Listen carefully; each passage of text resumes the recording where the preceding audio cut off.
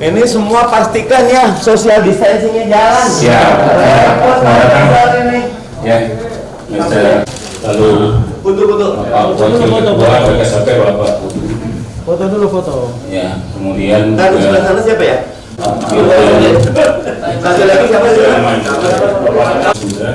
Nih mohon izin karena Charles masih nyusul, saya minta Farhan duduk situ dulu dah. Udah, sana pojok foto. Ini semacam foto sesi ya, misalkan agak sedikit santai, relax saja. Ini sepertinya.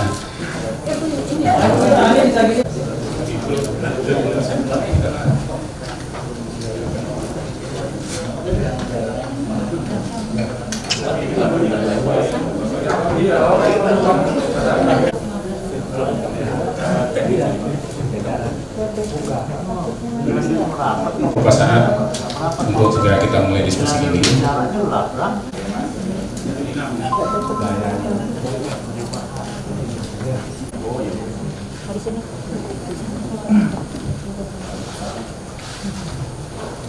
Baik, assalamualaikum warahmatullahi wabarakatuh. Kita semua pada hari ini kita kembali ini agak istimewa karena pada hari ini kita mencoba mengangkat isu yang terkait, akan ada beberapa Pak Charles misalnya. Namun demikian mungkin ini sudah bisa kita mulai diskusi ini.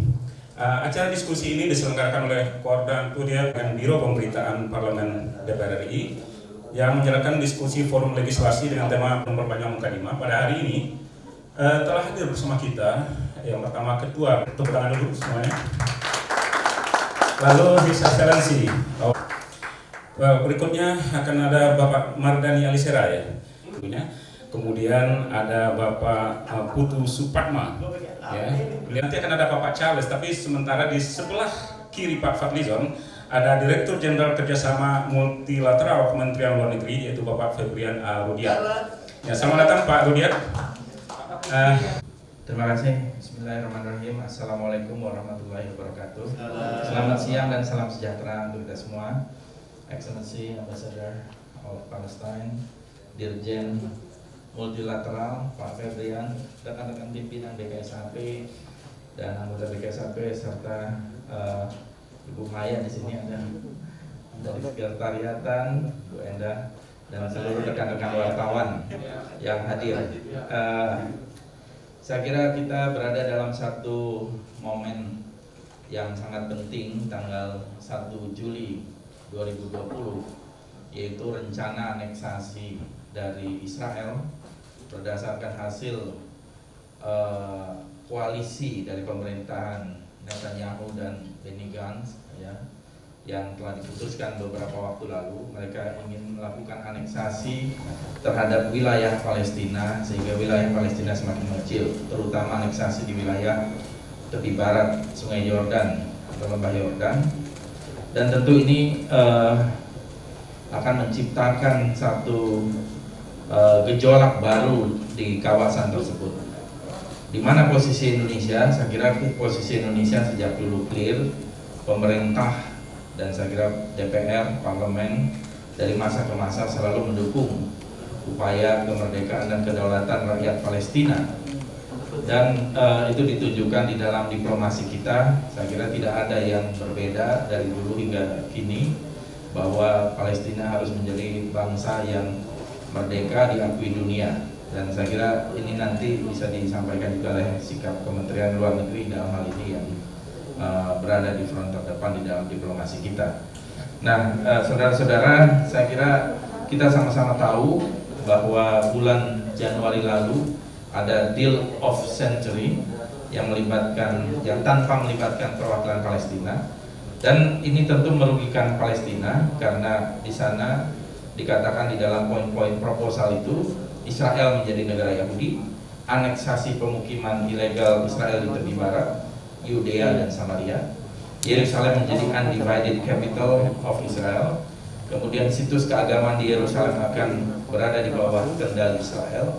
Ini sangat penting karena di sini juga ada situs-situs yang tidak hanya merupakan situs dari Yahudi, tapi ada dari Islam dan juga dari Kristen ya.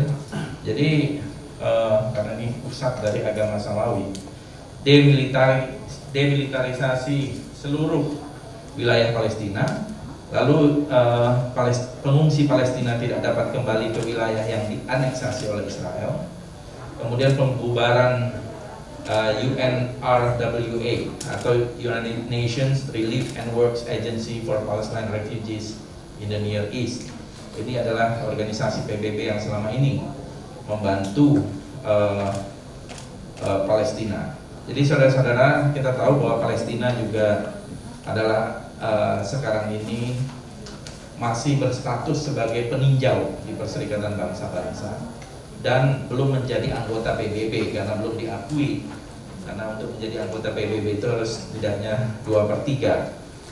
Dan permohonan ini dalam sikap Indonesia selalu kita mendukung Palestina untuk menjadi negara yang merdeka, berdaulat sesuai dengan konstitusi kita. Jadi saya kira konstitusi kita sudah sangat jelas sikap-sikapnya, yaitu menolak segala penjajahan.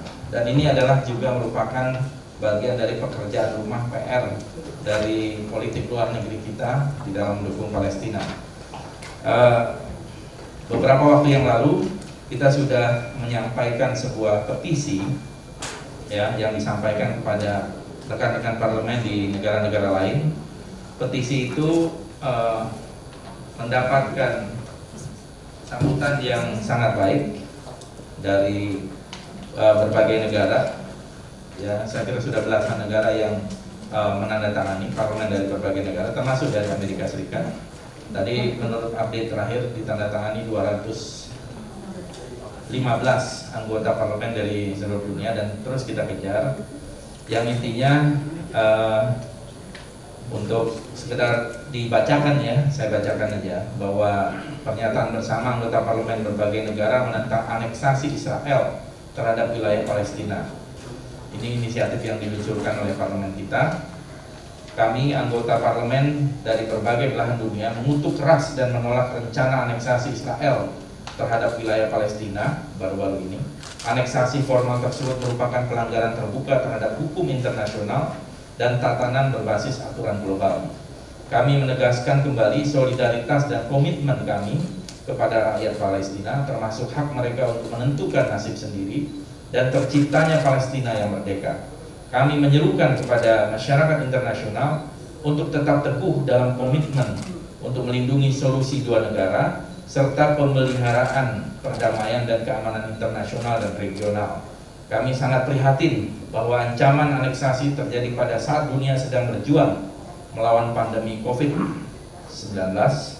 Kami siap mendukung upaya diplomasi internasional dan regional yang bertujuan mencapai perdamaian komprehensif, adil, dan abadi di Timur Tengah berdasarkan resolusi PBB yang relevan dan parameter lain yang disepakati secara internasional.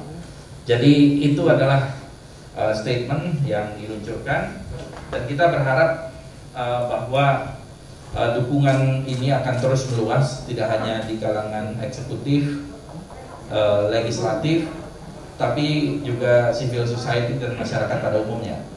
Kita sama-sama tahu bahwa isu Palestina bagi Indonesia dan bagi rakyat Indonesia adalah isu yang sangat penting dan merupakan bagian yang saya katakan tadi PR.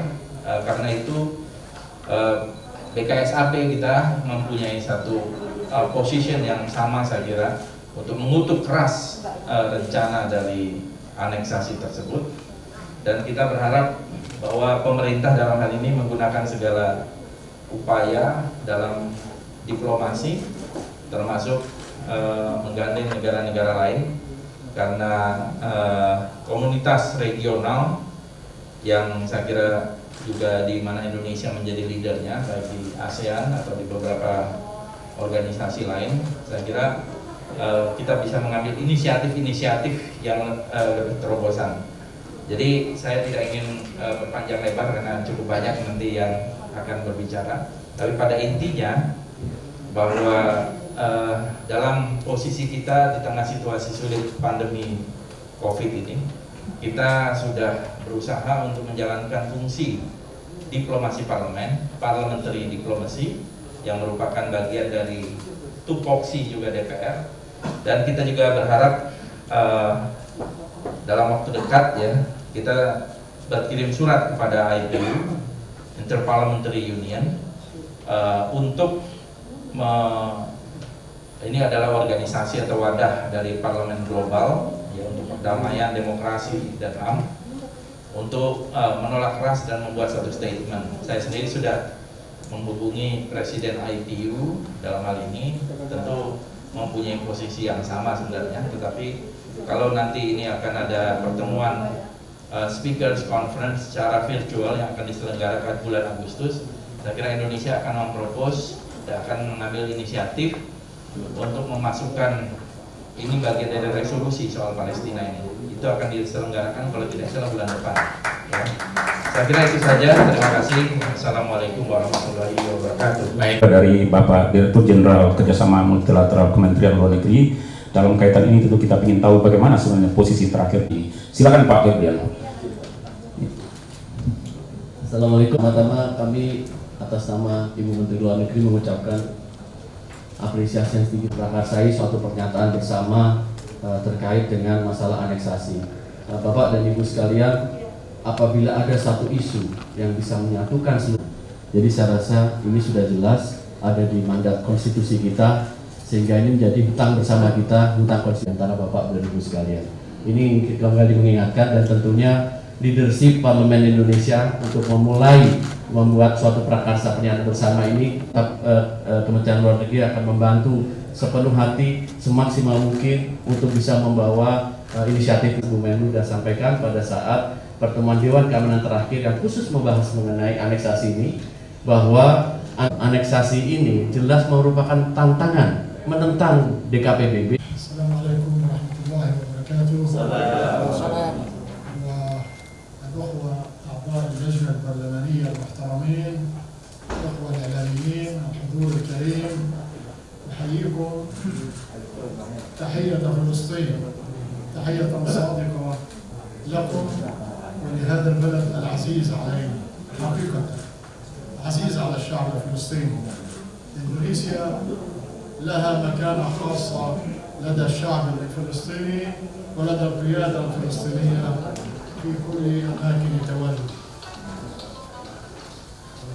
نحن أولا سعداء بهذه العلاقة، سعداء بهذا التطور الملحوظ وهذا الاهتمام البالغ من قبل المؤسسات الإندونيسية الشعبية والحكومية والبرلمانية. نحن لدينا جمعية صداقة فلسطينية إندونيسية مؤسسة من أكثر من 9 سنوات، ويرأسها كما تعلمون السيد دين شمس الدين. والآن هناك كذلك لجنة الصداقة البرلمانية الإندونيسية والفلسطينية، وتوصلنا منذ شهر بالأسماء الجديدة الذين يرأسون هذه اللجنة.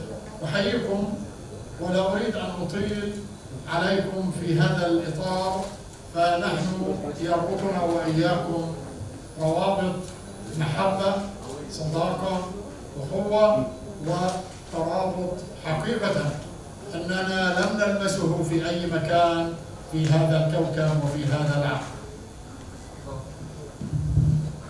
Yang pertama, kepada Terbesar Dr. Zuhair Rasul, Terbesar Palestina untuk Indonesia, menyampaikan salam hormat kepada anggota parlemen dan kepada jurnalis dan hadirin sekalian. Beliau sangat bahagia sekali bisa diundang di tengah-tengah kita semua untuk menyampaikan bagaimana kondisi yang sebenarnya terjadi di Palestina dan bagaimana perkembangannya selanjutnya di ground.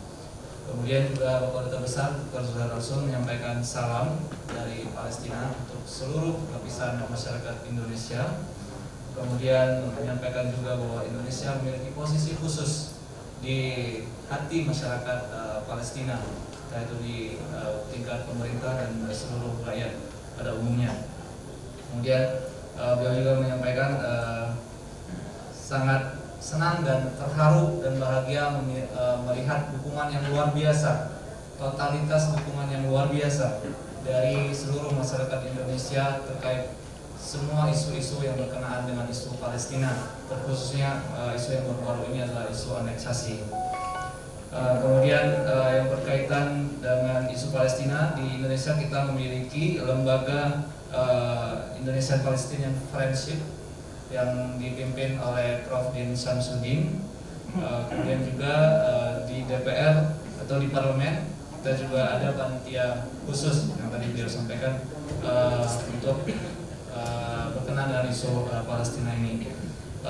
Saudara-saudara sekalian, ikatan yang mengikat persahabatan antara dua negara, yaitu antara kita, Palestina dan Indonesia, merupakan ikatan yang sangat erat, ikatan ukhuwah yang sampai kapanpun akan terus terjalin dan terus diperkuat. منذ أن وصلت إلى هذا البلد أكثر من 2.5 لاحظت حقيقة اهتمام كبير لمتابعة جميع القضايا التي تخص القضية الفلسطينية. عندما كانت هناك أزمة القدس ونقل السفارة الأمريكية إلى القدس كان هناك اهتمام بالغ ومواقف رسمية حقيقة شديدة اللهجة تجاه هذه التحركات وهذه الأسئلة. على كل حال، الذي أريد أن أتحدث وإياكم حول الموضوع الفلسطيني والقضية الفلسطينية. القضية الفلسطينية حاضرة في هذا البلد، إندونيسيا تتابعها خطوة خطوة، وهذا دليل على أن الإجراء الأخير الذي تريد الحكومة الإسرائيلية أن تقدم عليه وهو عملية الضم أو ما يسمى في الأنكسيشن. هذه الخطوة حقيقة ليست جديدة، وهي منذ مشروع إيجال ألون في الستينات، وتبعها شارون في السبعينات، ومن ثم فيما بعده، وهكذا. هذا مسلسل، وهذه هي إسرائيل التي دائما تعمل على خلق هذه الأجواء وخلق هذه التوترات في المنطقة. هناك ضغوط دولية، هناك تحركات أوروبية إسلامية عربية إقليمية لمنع إسرائيل من الإقدام على هذه الخطوة.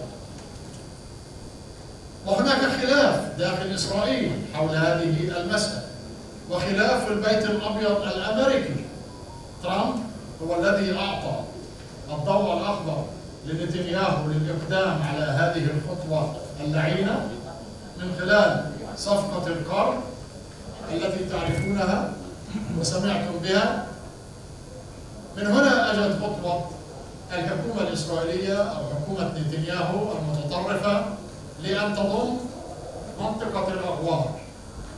لماذا منطقة الأغوار؟ لماذا هذه المنطقة التي اختاروها في فلسطين؟ هذه أولا إن حصلت فهي تقضي على حلم الدولة الفلسطينية. هذه من ناحية. من ناحية ثانية، هذه المنطقة أخصب مناطق فلسطين التربة الزراعية والتي تدر بالمليارات على الشعب الفلسطيني إذا استثمرت. لذلك إسرائيل تريد أن تحصد هذه المنطقة وأن تأخذها قاطبة وأن تلغي حدودنا الرسمية مع الأردن الشقيق، بحيث أن تكون هذه الحدود حدود أردنية إسرائيلية وليست حدود أردنية فلسطينية. هناك من يقول أنه هناك تأجيل أو تماطل في تنفيذ هذا، فنحن نقول منذ اللحظة الأولى والقيادة الفلسطينية والرئيس محمود عباس أعلن بكل وضوح، والحكومة والدبلوماسية الفلسطينية، رفضنا الكامل لهذا المخطط. Charles, thanks a lot Pak Fadlizon, Pak Putu, dan teman-teman. Yang kedua, nyuwun sewu buat semua anggota DPR, saya menyerukan kita inisiatornya joint statement ini, tapi baru 200-an. Yang dari 200 itu saya sudah baca dari Mbak Enda, Finland tanda tangan, UK tanda tangan, Amerika tanda tangan, Jordan, Aljazair, Tunisia, ya. Kita dari Indonesia memang mayoritas, tapi harapan saya 575 anggota DPR RI segera tanda tangani joint statement ini. Tolong diingatkan. Yang kedua, saya memberikan one thumb up, ya, Charles.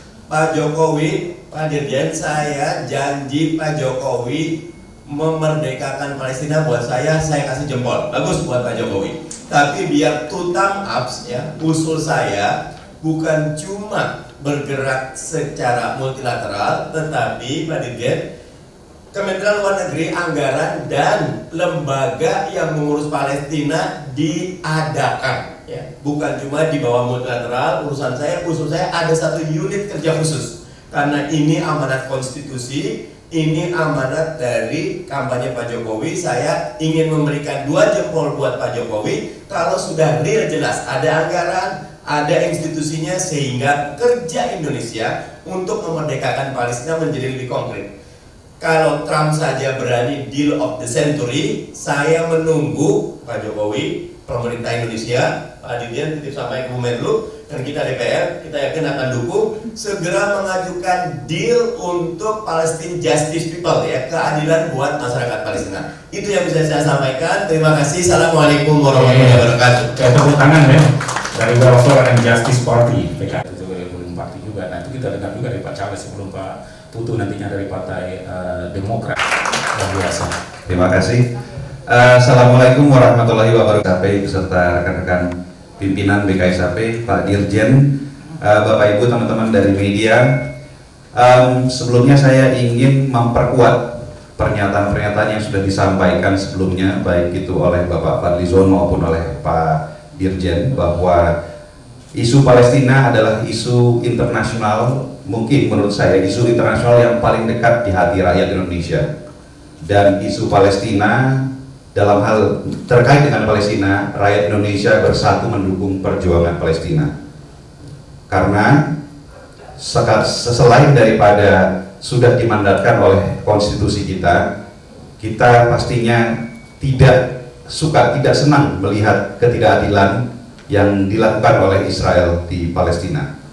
Bung Karno pernah mengatakan bahwa selama kemerdekaan belum diberikan kepada rakyat Palestina, maka Indonesia akan terus menentang penjajahan oleh Israel. Dan saya harus mengapresiasi Kementerian Luar Negeri yang selama ini konsisten mendukung perjuangan rakyat Palestina. Bapak Ibu sekalian, kita harus menentang the deal of the century yang diinisiasi oleh Presiden Trump, presiden yang hari-hari ini semakin mungkin dianggap sebagai badut, ya, di negerinya sendiri. Ya, kita harus menentang aneksasi tanah Palestina oleh Israel. Sebetulnya ini kegiatan yang bukan baru saja direncanakan. Kalau kita mengikuti perkembangan yang sudah terjadi bertahun-tahun ini, upaya memperluas pemukiman-pemukiman ilegal sudah terus dilakukan. Kalau kita melihat peta Palestina tahun 1948 dengan hari ini saja, misalkan kita bandingkan, luasnya sudah jauh lebih kecil dibandingkan dengan peta tahun 1948. Ini karena upaya memperluas secara ilegal yang didukung oleh pemerintah Israel. Walaupun the deal of the century yang diinisiasi oleh Trump misalnya menyebutkan tentang pendirian negara Yahudi, tetapi saya harus katakan, saya harus tegaskan, mendukung perjuangan rakyat Palestina ini bukan soal agama, bukan juga melawan agama Yahudi, tidak. Ini adalah perjuangan melawan Zionisme, perjuangan melawan ketidakadilan, perjuangan melawan penjajahan. Dan rakyat Indonesia pasti terus mendukung kegiatan atau perjuangan melawan ketidakadilan tersebut. Kita harus terus mendukung perjuangan melawan pelanggaran hukum internasional yang terus dilakukan oleh Israel. Israel sudah berkali-kali melanggar resolusi-resolusi PBB, resolusi sidang umum maupun resolusi Dewan Keamanan. Resolusi Dewan Keamanan mengikat bagi setiap negara anggota dan Israel sudah berkali-kali melanggar resolusi Dewan Keamanan PBB. Untuk itu saya mengapresiasi sekali kegiatan yang dilaksanakan oleh BKSAP ini. Excellency, my deepest sympathy, our deepest sympathy for the people of Palestine, and we will always be with the people of Palestine. Terima kasih. Oke, baik teman-teman, sebelum masuk pada sesi tanya jawab nanti, mungkin teman-teman. Assalamualaikum warahmatullahi wabarakatuh. Salam sejahtera untuk kita semua. Om Swastiastu.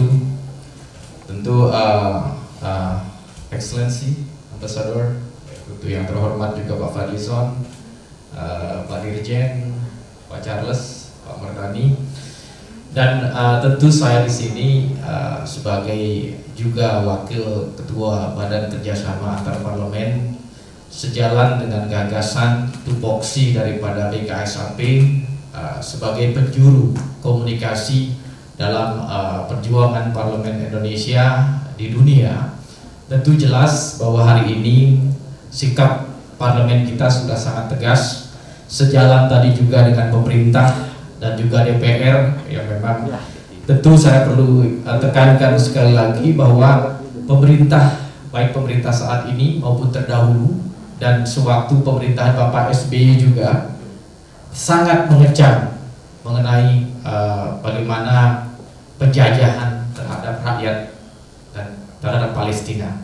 Dan tentu saya sangat mengapresiasi semuanya. Sikap kami sangat jelas bahwa kita terus terang akan terus berjuang untuk kemerdekaan rakyat Palestina, akan terus meneguhkan bagaimana kedaulatan masyarakat Palestina, dan tentunya ke depan Parlemen kita akan terus menggaungkan ini. Dan memang inilah menjadi tujuan utama, tujuan kita bersama untuk di sini berada bersama untuk memperjuangkan kemerdekaan, kedaulatan rakyat Palestina.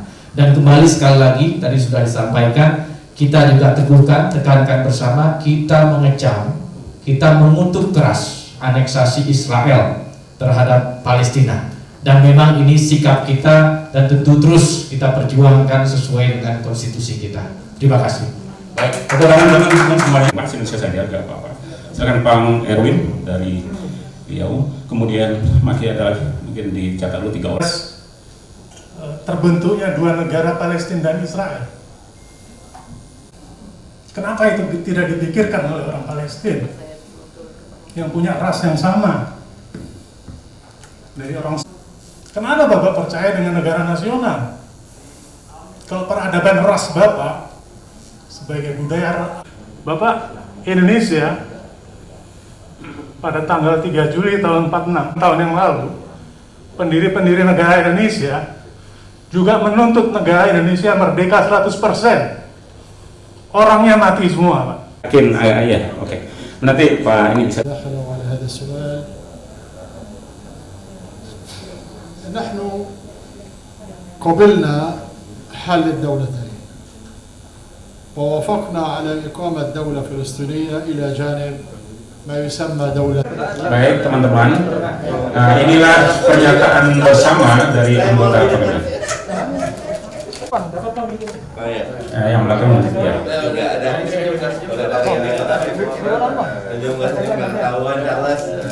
Ya, inilah pernyataan bersama dari parlemen.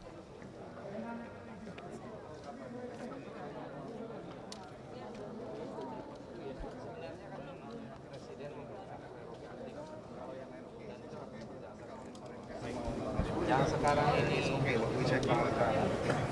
prioritas seharusnya adalah di bidang kesehatan dan terkait penanganan pandemi COVID. Dan juga beberapa bidang lain mungkin yang dianggap relevan. Kan presiden yang pernyataan presiden kemarin di dalam pidato di istana itu di depan para pembantu kan sebenarnya sebuah pengakuan bahwa kinerja menterinya sejumlah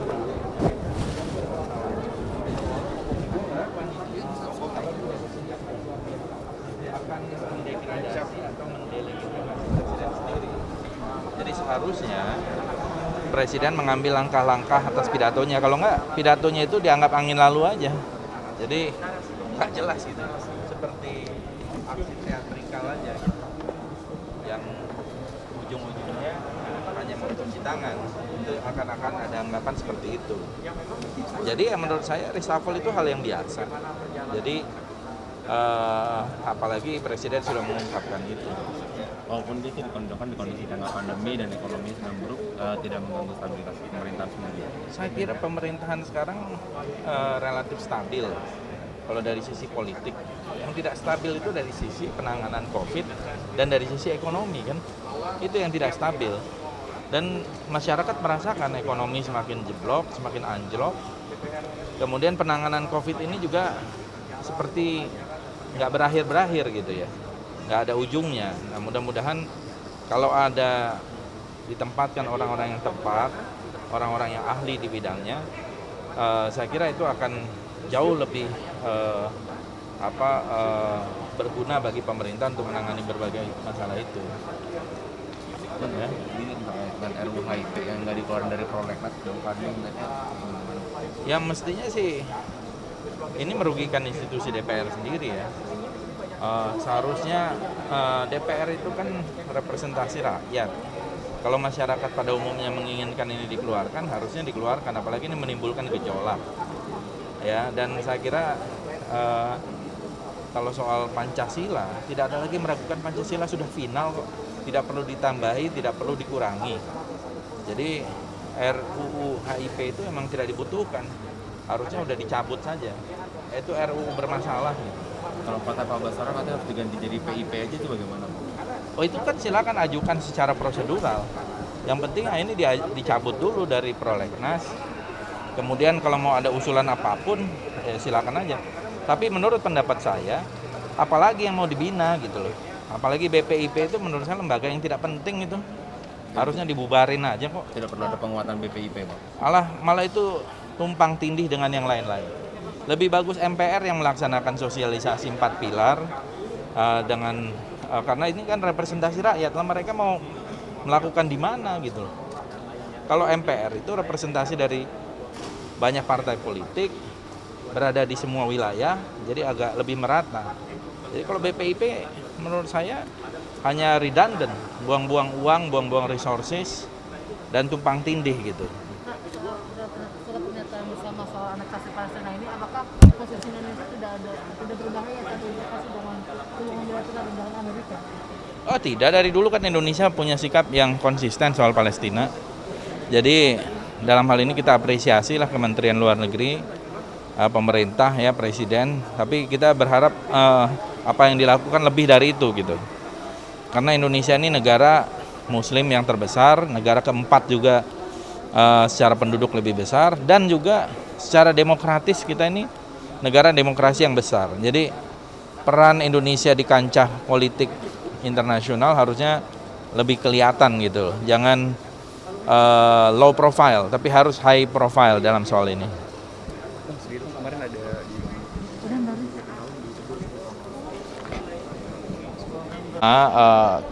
saya sendiri pertama sejalan dengan tupoksi daripada BKSAP, kan ini prakarsa BKSAP, Badan Kerjasama Antar Parlemen, sebagai penjuru atau komunikator daripada parlemen kita, DPR RI kita.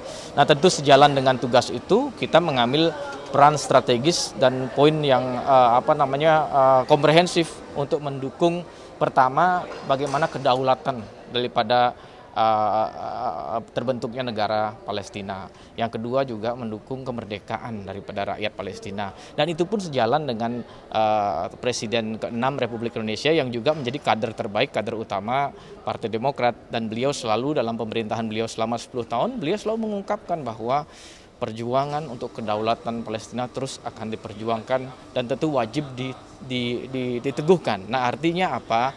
Memang saya sendiri melihat hal itu adalah sebuah perjalanan bersama bangsa kita untuk memperjuangkan kedaulatan dan kemerdekaan rakyat Palestina. Terlepas dari melihat perbedaan kita atau apapun, bahwa ini yang kita perjuangkan adalah kemerdekaan dan kedaulatan.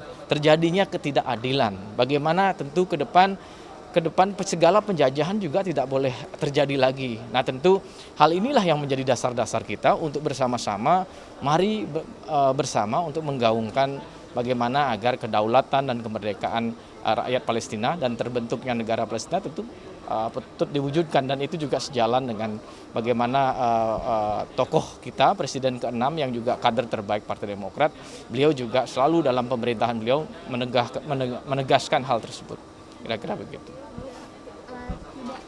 BKSAP kan ini sebagai inisiator ya Pak, Ya. ini nggak takut ada implikasi antara hubungan Indonesia dengan Amerika seperti itu Pak? Tentu tadi kita mendengar jelas bahwa dukungan dari parlemen itu dari semua berbagai negara ada, termasuk Amerika pun mendukung, karena substansi yang diangkat adalah justru hal yang berhubungan dengan penjajahan yang kita tidak, ya konstitusi kita jelas, kita menolak segala bentuk penjajahan, kita juga menolak segala bentuk ketidakadilan, kita juga ingin meneguhkan kedaulatan sebuah bangsa, rakyat dan negara tersebut. Dan yang terpenting adalah perjuangan ini juga adalah menjadi perjuangan bersama daripada rakyat kita untuk sama-sama meneguhkan kedaulatan dan kemerdekaan sebuah bangsa yang selama ini teraniaya. Dan memang ini yang patut kita pernah mengalami hal tersebut. Indonesia kan pernah dijajah, dan itu kita merasakan bisa berempati dengan hal tersebut. Nah, tentu dalam diplomasi parlemen kita yang kita perjuangan adalah terjadinya perdamaian dan kedamaian dunia. Nah, tentu ke depan kita berharap dengan segala permasalahan COVID ini, tentu kita berharap ada temu solusi yang terbaik untuk perdamaian dan kedamaian dunia, khususnya dua negara yang memang tentunya Israel dan Palestina ini, yang memang kita tentu patut berada di depan untuk memperjuangkannya. Kira-kira itu. Terima kasih banyak. Oke, terima kasih.